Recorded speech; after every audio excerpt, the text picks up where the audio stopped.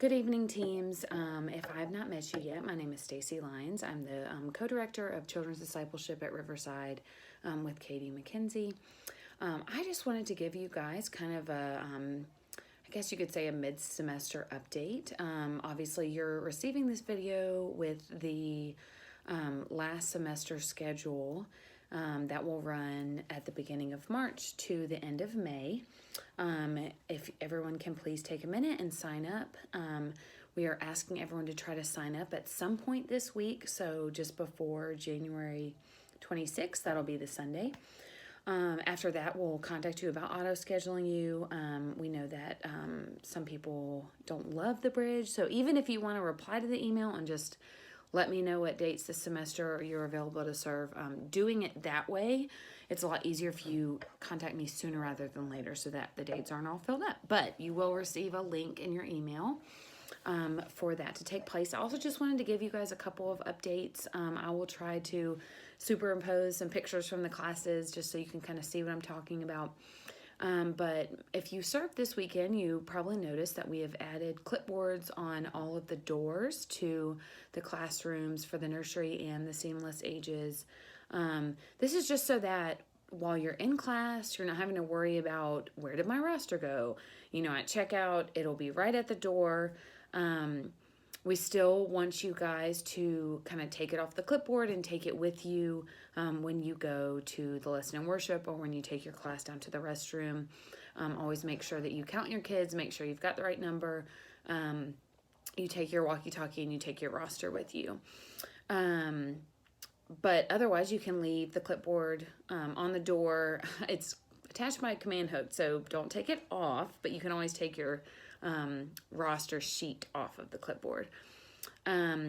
Also, you might notice this weekend in your room, we are going to add a folder by the door that has incident reports in it. We had the coordinator doing this, but we weren't actually getting any from people, and we figured out it actually makes a lot more sense just for you guys to have access to that in your room. So if anything happens, a bump, a cut, anything where you have to actually like apply a Band-Aid or an ice pack or something, we always want to have record of that just for reliability reasons and just to make sure we're updating the parents well. So you'll fill out the form by the door. When the parent comes to pick the child up, you want to make sure you go over it with them. Obviously, if it's an injury that like you would want to know about right away, you want to text the parent right away and have them come to the class. But if not, if it's just like a little cut that you put a Band-Aid on, or, you know, they bump their elbow and ask for an ice pack, we want you guys to fill that form out. When the parent comes to pick the child up, make sure you go over it with them. And the key is to have the parent sign the form. So it's signed by you as the person who fills out the form, and then it's signed by the parent so that they know, we know they know what happened. And then there will also be hanging with that folder a little stapler. So we want you guys to staple any reports that you fill out during the day to the back of your roster sheet. That way we will just have that on hand if we ever need it. One more addition along with the incident reports will be just a small first aid kit.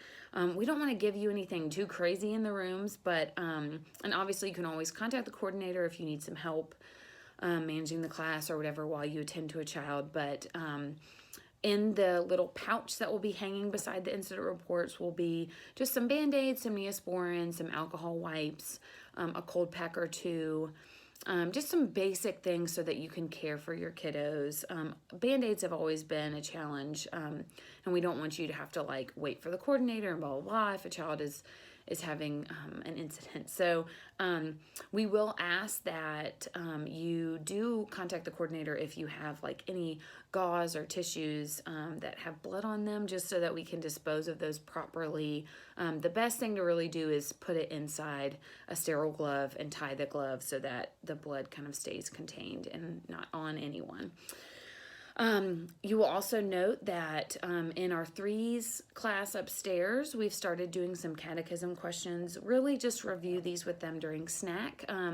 Along with the actual questions on the wall, we, for the teachers, have written some movements that you can do. So the first question is, who made you? And you just answer and point to heaven and say God. Anytime that we say God during the catechism questions, we're always going to point to the ceiling. One of the questions is, why did God made you?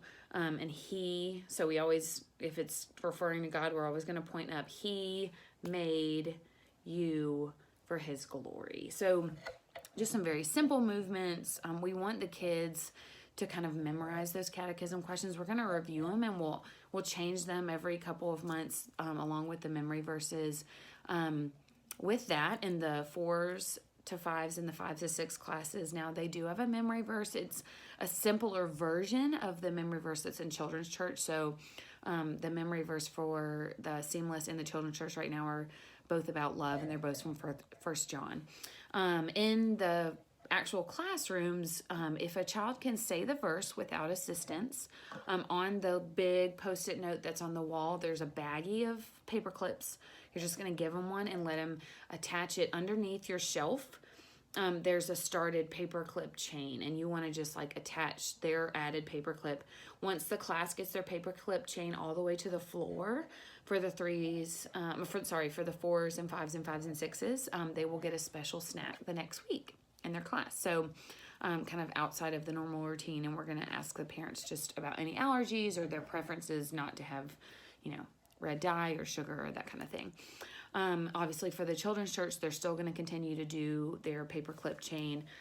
They do have a pizza party coming up on February 9th, that Sunday from 5:30 to 7. If you're on that team and you would like to help with that, that would be awesome. Just email me. It's stacy@riversidecommunitychurch.org.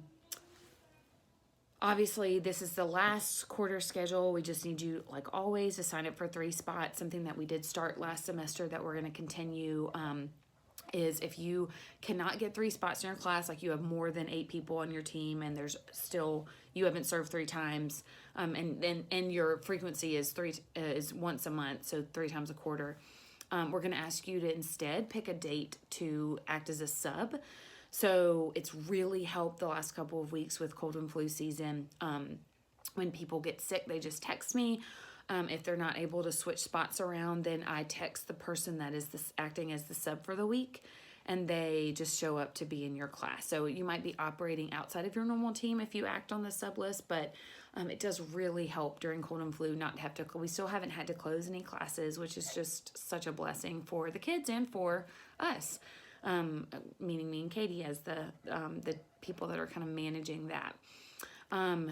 If you're in the Seamless ages, that's 3 through 6, you will probably notice that we are just going to stick in the Old Testament for this whole year. The teaching team decided we didn't want to just try to rush through Judges and Kings and all those sections to get to the New Testament. So we're going to spend a whole year in the Old Testament, and then next year we're going to spend a whole year in the New Testament. So kids are going to really get a good Bible overview. It'll be very different from the Seamless that they kind of know, because the lessons moving forward the rest of the semester are going to change. And obviously the format has been modified a little bit because we've added a story time. There's also a game of craft and a just sheet when they come into class to help them get settled.